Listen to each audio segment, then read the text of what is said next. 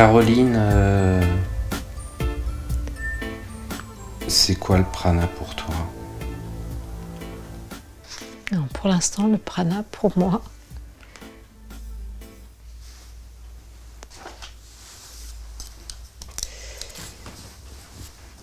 c'est toi le prana pour moi.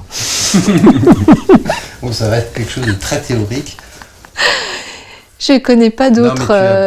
Non, t'as pas fait. C'est très récent, très récent. Ouais.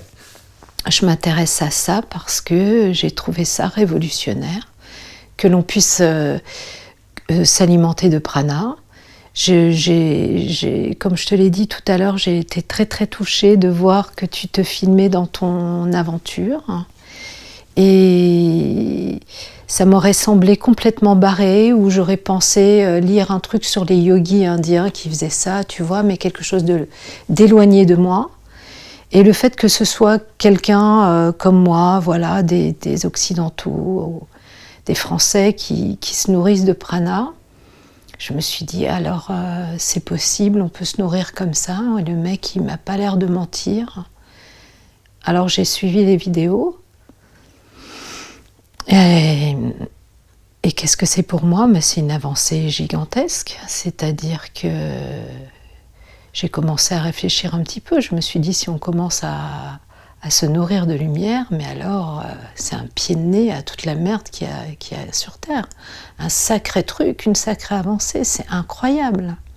C'est la porte ouverte à la solution. Tu vois? Quand je sais que j'y ai pensé, j'ai pensé à ça comme ça. Je me suis dit, ah voilà la solution à tout ce marasme-là. Depuis quelque temps, quand j'allais au supermarché pour faire les courses, je me disais, mais j'ai envie de rien. Tout me paraît dégueulasse. Tu vois, déjà, je fais les courses tous les jours, puisque je ne vis pas seule. Et je me disais, qu'est-ce que j'achète? Tout ce plastique que je mets dans les poubelles. Toute cette bouffe qui est faite de façon industrielle. Les animaux qui sont... Alors, je ne suis pas assez courageuse comme Brigitte Bardot pour aller voir de près tout ce qui se passe et tout ce qu'on fait aux animaux. Mais ça m'accable. Et voilà, le prana, j'avais envie de voir et de discuter avec des gens qui ont tenté l'expérience pour moi, certainement, la tenter aussi un jour ou l'autre, évidemment. Je nourris mes émotions, j'en ai conscience. Très souvent, j'ai pas faim, je nourris une émotion. Donc dès l'instant où je nourrirai mes émotions autrement, déjà j'arrêterai de manger pas mal. Le prana, c'est pas une matière qu'on consomme, c'est pas de l'énergie au sens de l'énergie matérialisée qui se déplace et qu'on consomme. Pour moi, c'est quelque chose qui... Pour moi, le prana, mais on peut appeler ça de plein de manières. Pour moi, le prana, c'est ce qui est issu de la conscience unique, donc de Dieu, on peut dire la source. Parce que pour moi, tout part de la conscience. De la conscience unique a émergé une force, une énergie. Et cette énergie est ce qui est capable de transformer quelque chose en matière, de créer la matière.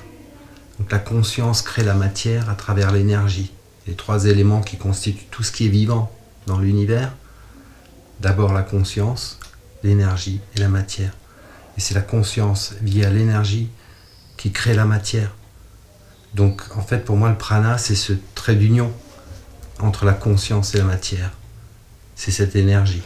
Mais on peut la définir comment, je ne sais pas trop. Comme la conscience, c'est difficile à définir. Donc tout ce qui est vivant pour moi contient du prana et vit à travers le prana.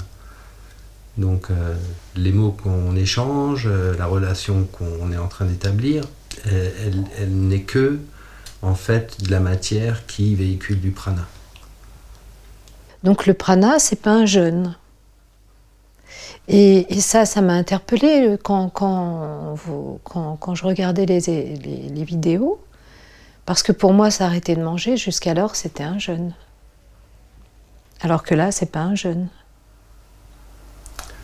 Ben, la différence entre un jeûne et une initiation pranique, par l'arrêt de nourriture, en fait, c'est le jeûne, tu arrêtes tout simplement de manger pour nettoyer ton corps, pour plein de raisons, mais tu n'es pas dans la conscience que tu vas te nourrir de quelque chose d'autre. Donc tu arrêtes simplement de manger. Du coup, ton corps, lui, il n'a pas d'infos particulières, et qu'est-ce qu'il fait? Ben, il pompe dans les réserves, donc tu vas maigrir, tu vas te fatiguer, normal. Ton corps pompe dans tes réserves pour survivre. C'est un jeûne. Puis tu le fais pendant un certain temps, et pour pas non plus te rendre malade ou te fatiguer trop. Donc tu le fais sur une période assez courte. Et ça fait beaucoup de bien. Dans toutes les cultures, le jeûne est courant. Donc en fait, c'est l'intention que tu mets qui fait que tu te nourris. C'est incroyable ce que tu es en train de dire. Bah, c'est l'intention et... Tu as l'intention de te nourrir et donc tu te nourris. Oui, c'est exactement ça. Mais le boulot, justement, c'est d'élever ça à ta conscience. Parce que l'intention, c'est une chose, c'est une question mentale. C'est-à-dire, je décide de me nourrir de prana, d'arrêter de manger et de me nourrir de prana. Voilà, la base, elle est posée. Tout est posé. Mais c'est pas parce que tu as juste cette intention-là que tu vas y parvenir. Tu vas y parvenir peut-être ou peut-être pas. Alors comment Donc tu as l'intention, et alors qu'est-ce que tu fais d'autre pour y parvenir? Après, il y a plein de techniques que chaque accompagnateur va te proposer. Mais globalement, c'est simplement élever ta conscience à déjà la réalité de la nourriture pranique, à la capacité humaine de la nourriture pranique, c'est-à-dire de l'amener d'abord sur le plan mental. C'est quelque chose qui existe, c'est quelque chose qui est possible, que je peux faire moi. Et ensuite, il y a le boulot, quoi. Il y a le processus de 21 jours, maintenant pas mal de gens font 7 jours, 9 jours, bon, ça n'a pas vraiment beaucoup d'importance, mais ça t'amène à ça. Et c'est comme une graine qu'on met dans ta vie et qui va mettre du temps à grandir, et ensuite elle va grandir plus ou moins vite en fonction de la quantité d'eau et d'amour que tu lui donnes. Donc le boulot, il se fait accompagner quand même. Tu te lances pas tout seul là-dedans. Il y a plein de gens qui le font seuls. Il y a plein de gens qui le font seuls. Et il y a des gens, j'ai rencontré plusieurs personnes à qui ça convient très bien. Parce que ça génère pas de peur, et même ça, ils se sentent plutôt à l'aise dans le fait de faire ça seul chez eux, ou partir quelque part et le faire seul. Donc pour certaines personnes, c'est juste comme ça.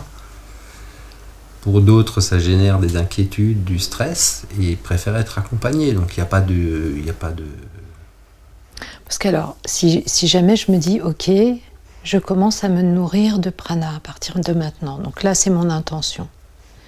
Et alors, le boulot que j'ai à faire, c'est quoi? Parce que tu me disais, il y a le boulot. Le boulot, c'est simplement élever sa conscience par de la méditation, par... Il y a une technique que j'aime beaucoup, qui est le Kundalini Yoga, par exemple. Parce que c'est une technique qui vient d'Inde, qui a été apportée en Occident par Yogi Bhajan. Moi, j'ai découvert ça il n'y a pas très longtemps.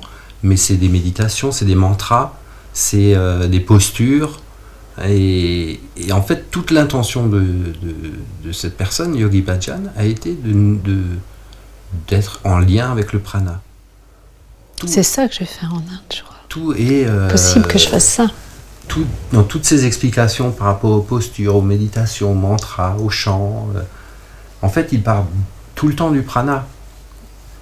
Et quand moi j'ai expérimenté cette technique, je me suis rendu compte à quel point ça m'avait amené, accéléré en tout cas le processus, pour un jour me rendre compte que effectivement j'étais vraiment connecté à cette source et nourri par ça. Donc tu faisais du yoga avant?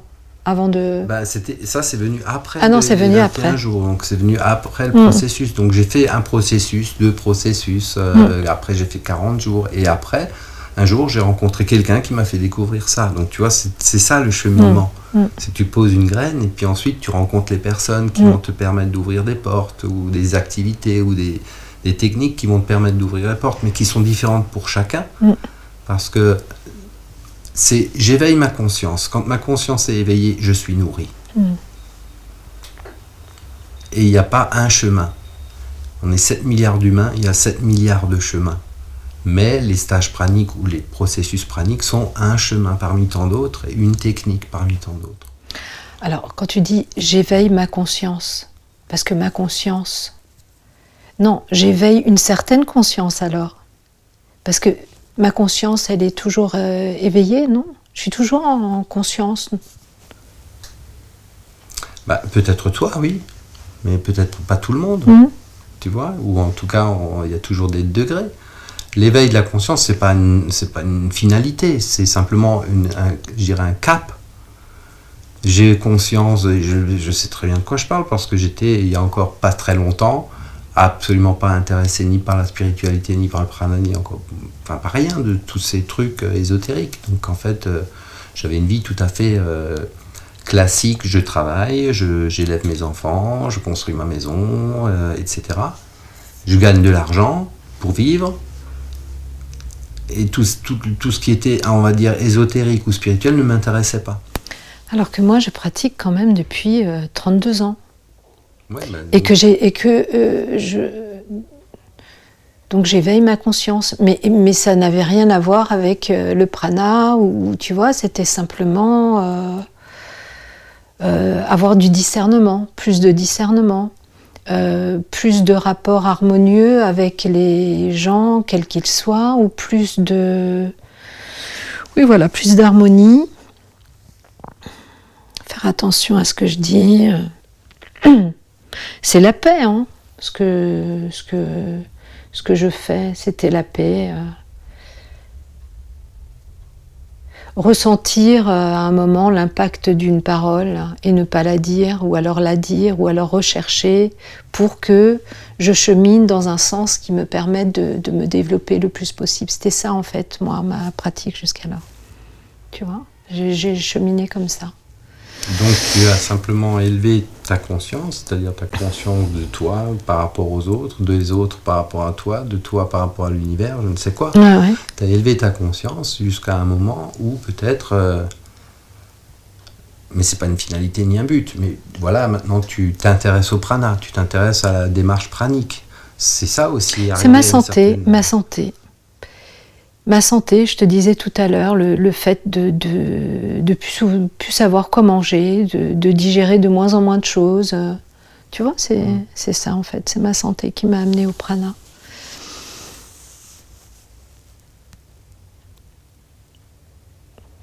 Le marasme dans lequel on est là, il faut manger du sucre, il faut pas manger de sucre, il faut ici, il faut pas ça. Après on te dit tout le contraire du curcuma, bah non, le curcuma c'est ça.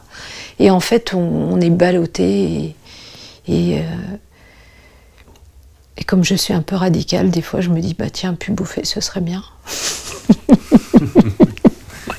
Voilà, donc ta conscience t'amène au pranique, peut-être que ta conscience de ton être, donc de la santé de ton être va peut-être t'emmener vers la démarche pranique, et puis ensuite peut-être que le prana va t'amener vers la santé. J'ai trouvé ça incroyable que tu puisses,